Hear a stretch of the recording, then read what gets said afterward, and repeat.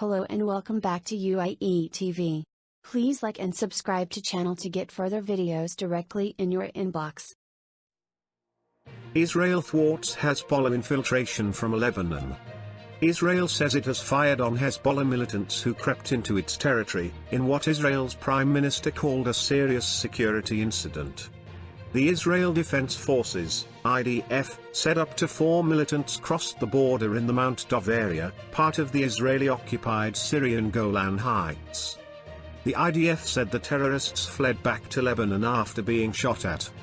The area has been tense for days after a Hezbollah fighter was killed in an alleged Israeli airstrike in Syria. Israel, which has neither confirmed nor denied it carried out the strike in the early hours of last Monday, had warned Hezbollah not to retaliate.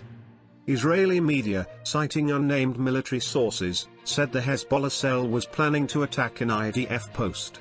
The reports said Israel had been tracking them and its forces opened fire once the militants crossed the so-called Blue Line, the UN-recognized boundary between Israel and Lebanon. Reports say the Israeli army fired artillery shells in their wake. There are no reports of casualties on the Lebanese side. Shortly before the incident, Israeli Prime Minister Benjamin Netanyahu warned that Israel would hold both Hezbollah and Lebanon responsible for any attacks from Lebanese territory. The IDF is prepared for any scenario, he said. We are active in all arenas for the security of Israel, both close to our borders and far from them. Hezbollah, which is heavily armed and funded by Israel's arch-foe Iran, is the most powerful armed force in Lebanon alongside the Lebanese army. It operates predominantly in the south of the country and along with its political allies is an influential force in the government.